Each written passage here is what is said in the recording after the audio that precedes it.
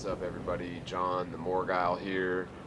Doing a quick video update because I've gotten quite a bit of emails and messages and correspondence through Facebook and whatnot. And as usual, I want to apologize for being pretty poor about getting back to everyone in a timely fashion. So I do apologize, and I want to thank everyone for your kind words and encouragement and all that.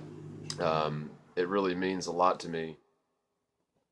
Anyway, I also want to thank all of the live listeners for the live show, the Static Show, which I've been doing to the best of my ability on Saturdays. Since I'm working outside of the home again for the first time in many years, I'm gonna do the Wednesday shows only when I can, which will probably be not that often. So just sort of an update on that. I'll keep doing the Saturdays at 3 p.m. Eastern shows for sure. But I really just wanted to post this as an update to sort of, reply or respond to everyone that's been emailing and messaging me through different social media. And again, apologize for not getting back to everyone. Really, the main point or the main reason that I'm shooting this brief video is in response to a lot of the typical comments that I get, because I do from time to time try to read through some comments and reply, and I just get so many ridiculous arguments from globbers who just claim, the earth is a globe because whatever, fill in the blank. We all know the arguments. And my position on this is pretty clear. First thing, prove curvature, prove axial rotation, prove orbital mechanics. None of these exist. There is no curvature that you would expect on a ball with a circumference of 25,000 miles, radius of about 4,000 miles. You can measure for it, it isn't there. Nor is it spinning. And we have good, solid, tangible, physical evidence through repeatable experiments that show there's no curvature and it's not spinning. So beyond that, you can go ahead and try to prove the galactic frame of reference, the solar frame of reference, all of these theoretical mind-boggling speeds, but really they're moot points. They're irrelevant, because if there is no axial rotation, which is over 1,000 miles an hour at the equator, 1,037.5 miles per hour at the equator, and there should be, well, 2/3 feet of curvature per mile squared, 0.666 feet per mile squared. It's fairly easy spherical mathematics, as simple geometry. And until you can prove that, then you don't have an argument. Claiming that the Earth is a globe isn't proof. The fact that you grew up watching Star Wars or watching rockets launched by NASA doesn't prove the Earth is a globe. Because you think the sun is a sphere, or because you think the moon is a sphere, and they may well be, doesn't prove that the Earth is a sphere. So I just wanted to get this out there again, and I've made tons of videos. I'm working on some more, as I mentioned, but I just get really tired of the just gobs and gobs of comments that are logically fallacious, broken logic, and we're all very familiar with these arguments and the idea of the heliocentric model, the spherical Earth idea. It's not news to flat earthers or globe Earth skeptics, as it were. So I would just, beg those of you out there who feel like you want to comment on videos and say, "Ha ha, you're so stupid because everyone knows the Earth is a sphere." Well, prove it. You know, I'm in South Carolina, so according to you, I'm spinning eastwardly at about 800 miles an hour, dropping vertically along that curve at around 100 miles an hour, according to you, globbers. Um, Prove it. Where's your evidence? Another really important point that was actually brought up on the live show this past week involves some, again, fairly basic geometry involving a sphere. The 8 inches per mile squared, or the 2/3 feet per mile squared curvature, is based on traveling east at the equator. So that would be a 25,000 mile radius. The further north or south, the further away you get from the equator and travel due east, you're actually traveling along a much tighter arc, or a much smaller radius curve. And if you want to argue this point, just picture a basketball and draw a ring around the center of it, and keeping it in the same upright position, draw a ring around, closer towards the top of it. And what you'll certainly notice is that, again, this is just strictly traveling in an east to west direction for this example. You're going to have a much tighter curve, and therefore you're going to have much more obvious curvature. And so the further north you go, the east to west curvature calculations would be, changed up quite a bit. I don't think that it's necessary to even delve that deeply into the geometry, because it's just such an obvious point. You have to accept it as fact. And hopefully the graphics I'm throwing up here will help to show that. But it's worth mentioning. Uh, People will obviously argue, well, a sphere is a sphere, and whichever way you go on it, it's always going to have the 25,000 mile radius, of course. But obviously, this is dealing with a sphere spinning on an axis with a magnetic north and east to west based on that. So, there you have it. Prove it. Where's your evidence? Uh, it isn't there. I'd love to see it. I've been searching for it. Lots of people have. Unfortunately, and I've for the last year and some change, I've been making videos pointing this sort of thing out, but you've been programmed. The psyop, the psychological operation, is not flat Earth. The Earth is indeed a stationary plane. It's been proven. The heliocentric model has been thoroughly falsified. It's been debunked. The globe Earth has. And so until the globe Earth team can come up with better arguments than the ones that we're familiar with, the masts of ships appearing over the horizon before the hole, like Christopher Columbus mentioned, and you know all these ridiculous arguments that have been debunked. I just wish that the Globe Earth team would bring more to the table than conjecture, ridicule. This is not how scientific debates go.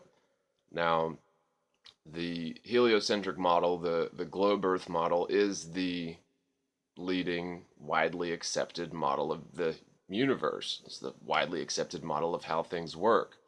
And so you could consider that as sort of the standard, widely accepted model. And I like to think of this as sort of a court of law, is a good way to put it. And so in this case, the heliocentric model would be the prosecution. And I would like to liken myself in this analogy to a defense attorney defending the static plane model, or the stationary plane Earth model. And my job, as it were, is not to necessarily prove that the Earth is a stationary plane, which it is, and it has been proven, but all we have to do is to cast even a shadow of doubt on the widely accepted model or on the widely accepted theory, which starts with a big bang.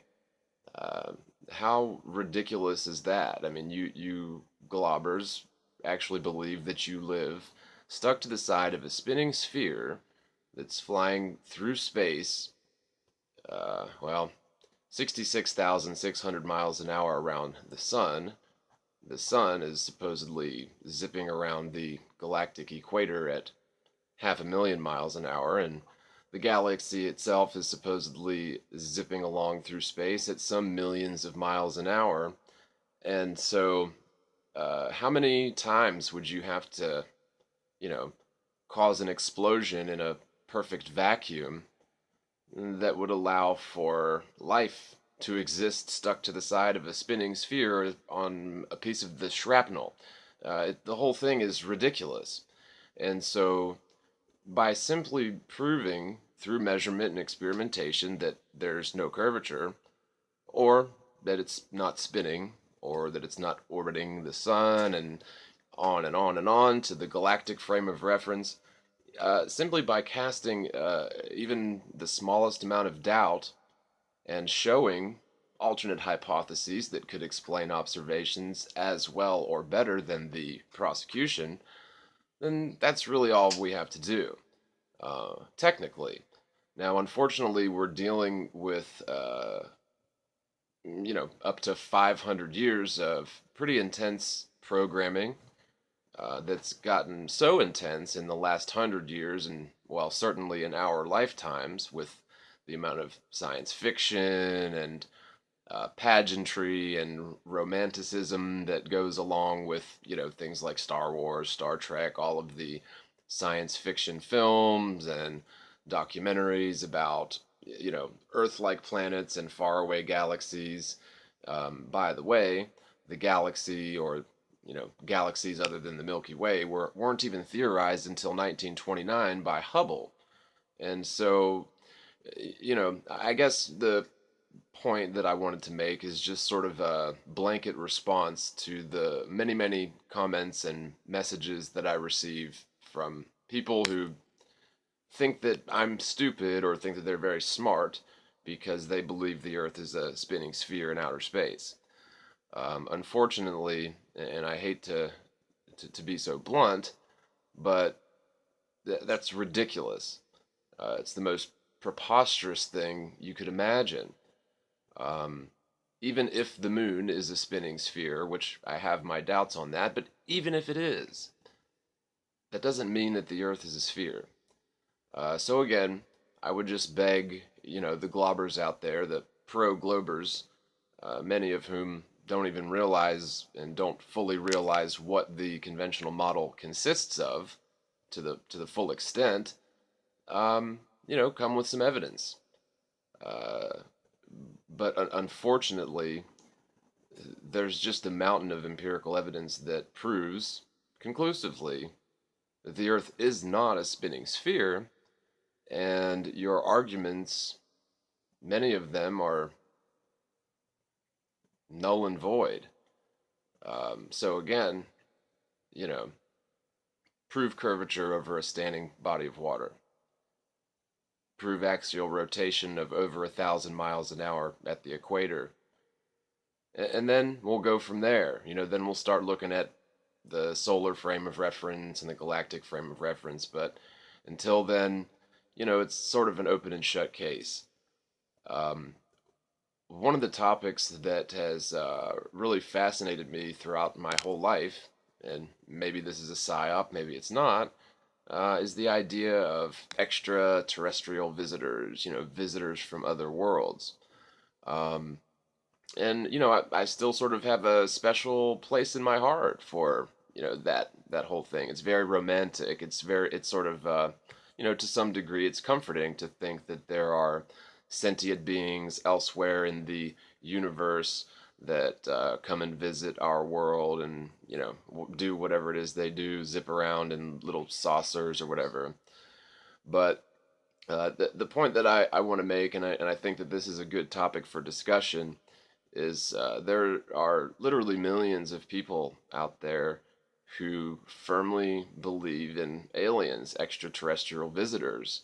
And I think that when you mention flat Earth, or when you bring up the topic of flat Earth to them and explain that space doesn't exist and NASA has been faking space, I think that they're sort of turned off, or they feel like their romantic ideas of extraterrestrials is being threatened by flat Earth. And I would say that that also is ridiculous. The reason being, and I have mentioned this before, but I want to unpack this quickly, and we'll probably talk about it on the live show on Saturday, is that extraterrestrial visitors, or visitors from other worlds, are theoretically possible in the stationary plane Earth model. I don't believe for a second that the boundaries to our world are finite.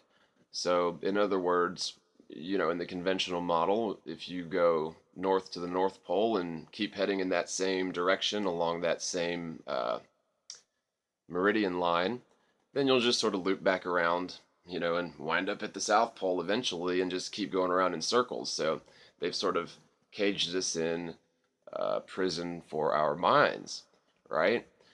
But if you consider the idea that the only boundary to our world is a superficial boundary, the southernmost path of the sun during the southern summer is really just a superficial boundary. What's beyond that? Um, I know there's a lot of debate in terms of what is the actual map, what is the actual model. Well, we know for sure it's not a globe, but if the Earth is a plane, then there could be other solar systems adjacent to ours, or nearby, or 10,000 miles away, but certainly not 50 light years or billions or quadrillions of miles. The point is, it's theoretically impossible for, aliens to locate and travel to our little planet, to our little solar system, to our little galaxy uh, in that model. It's theoretically not possible. It's not going to happen. On the other hand, in the flat Earth model, it's very possible that we could have visitors from other worlds, just not in the respect that you may think. So when I say that space doesn't exist, what I mean, obviously you can see stars in the sky, but what I mean is those stars are not suns, they're not galaxies, they're just lights in the sky.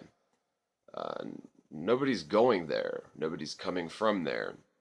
So if you are a person who has seen UFOs, or if you know somebody who has, or if you're a person who's been abducted by aliens, um, maybe it's not so crazy, even coming from a flat Earth perspective. In fact, it is theoretically possible. So I just wanted to sort of point that out as well. Um, and that's the point I made this quick little video. Is again, just to recap to the globbers out there, you know, prove curvature should be pretty easy. Prove axial rotation should be a breeze. I mean, physics is the study of bodies in motion. The Earth doesn't move, and that's been proven. Again, the second point is theoretically, aliens or extraterrestrials are theoretically possible. Once you've abandoned the heliocentric model, which is hogwash, preposterous nonsense. Um, and I have used this analogy before, but it really is the perfect analogy. If you can imagine, Santa Claus was something that everyone believed in, or, Christian American people believed in Santa Claus growing up. If you're a child, plug your ears. Um, but once you realize that, or when your parents or your sibling or whomever told you, Santa doesn't exist, yeah, you maybe felt a little hurt, betrayed, lied to. It's pretty bad to lie to your children for years and tell them that some fat guy with a beard pops down the chimney once a year and dumps presents underneath the tree in the house. That's a pretty preposterous lie. However, if nobody had ever told you that it was fake, that it was bullshit, excuse my language, but if no one had ever told you that, you would have continued on believing it.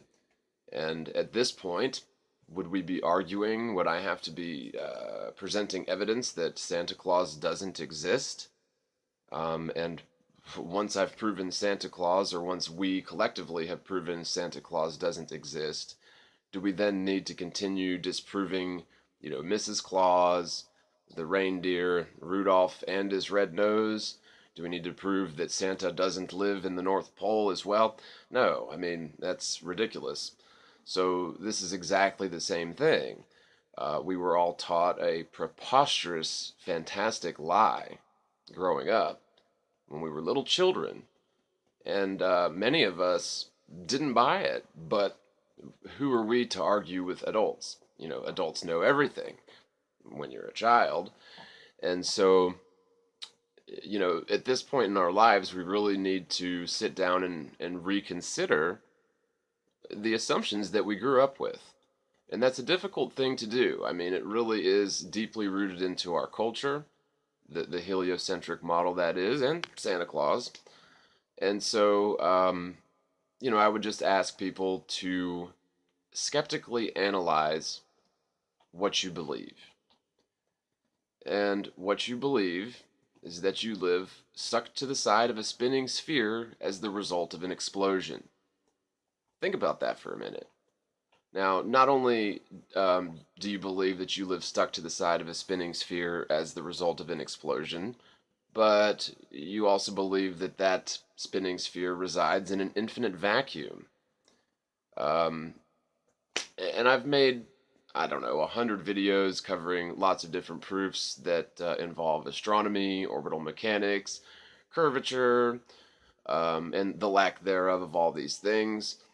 And I've done some debates. I've done debunking videos of people claiming to debunk flat Earth.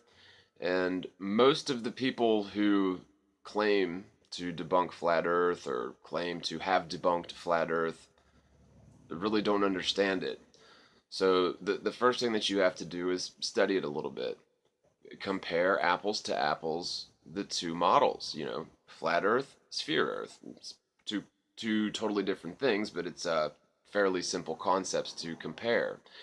And I can assure you that if you give this thing a fair shake, if you give this idea a skeptical scrutiny, you'll find that the spinning spherical Earth heliocentric model indeed is ridiculous. So just wanted to get that in there real quick. I've mentioned this a few times. I've got a few videos that are sort of in the works, in process. I've got some projects planned. It's just been sort of difficult. It's been a rough couple of months.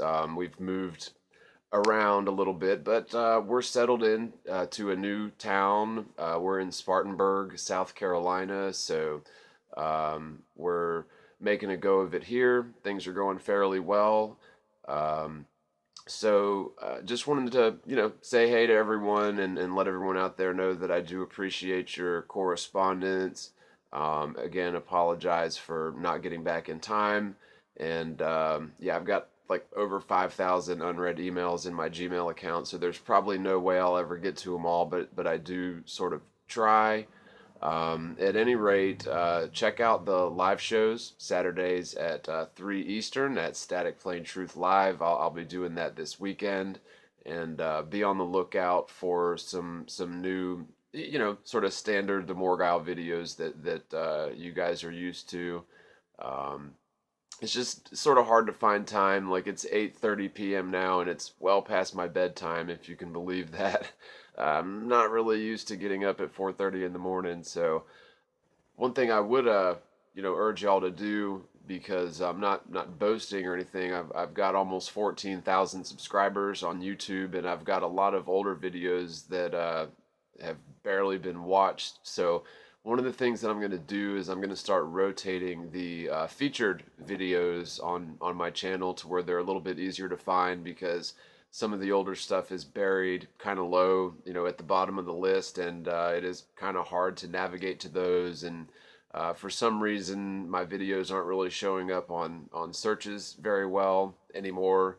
So, and not complaining. I mean, there's just so much flat Earth material out there. There's some really good stuff going out, and of course, there's some pretty crappy stuff going out too. So, hopefully, I'll be able to contribute more good stuff. If that is what it is, maybe I'm biased, but I tend to think that it's decent. But yeah, so definitely try to pop in Saturday at 3 o'clock Eastern. That's noon Pacific. By the way, Eastern is Greenwich Mean Time minus 0400. It did change recently. So, one thing I almost forgot to mention, if anyone out there is looking for a good place to tithe, if you want to help out and support a good cause, check out sogs.com. It's SOGSS, Shelter of God Sunday School, sogs.com, SOGSS.com. It's a youth ministry for orphans in Pakistan. It's a Christian organization. It's run by my Facebook friend Majida. So definitely check that out. A little bit goes a long way. And just so y'all know, I don't benefit from this in any way, other than it makes me happy to see people getting help who need it. So anyway, just thought I would mention that. And I've got I've got a few other Facebook friends who are in similar situations where they're running, missions and orphanages overseas and that sort of thing, and they really need a lot of help. And a little bit goes a long way. The U.S. dollar, although it's lost, well, virtually all of its value over the last 100 years, it is still fairly, high up there in terms of, relatively compared to other currencies. So, and of course, if you want to support this channel, you can do so through PayPal at johneLance@gmail, or through fan funding on YouTube. So, anyways, thank y'all so much. I will see you Saturday, and maybe on Wednesdays, if depending on if I have work that day. It's sort of hit or miss. I mentioned on the live show I've been working through a temp agency, so I sort of have to get down to the shop but early in the morning, and maybe go to work, maybe not. Here lately, I've been really busting my ass. You can see my nose is red. I've got a little bit of a farmer's tan going here, as you can see. So I'm getting lots of vitamin D that way. And not the vitamin D that Antonio Subarats has apparently been getting. So, let's see what you think of this.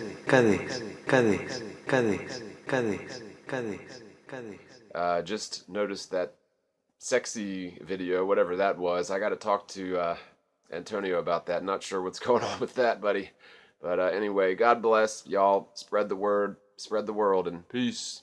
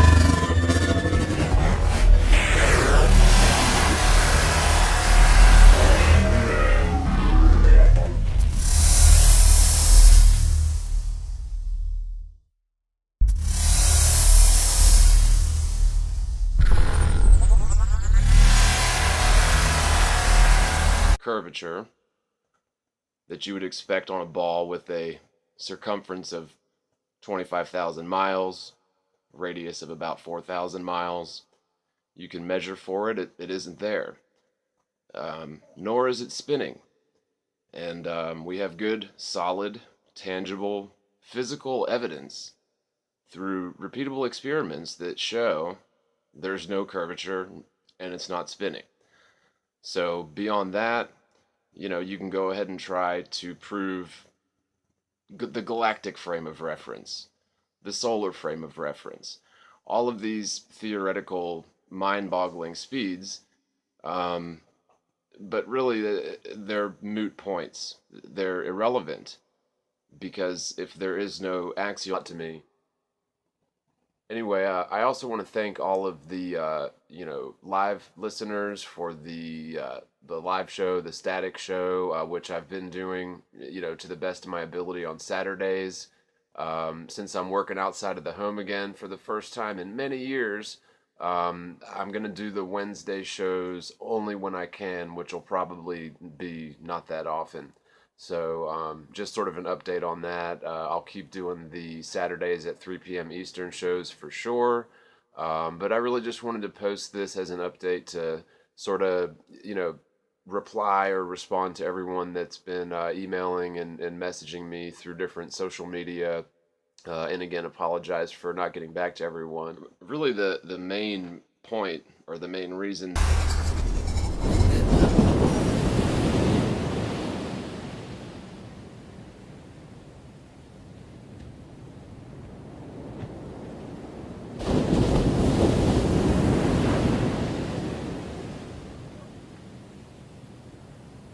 Hey, what's up, everybody? John, the Morgile here.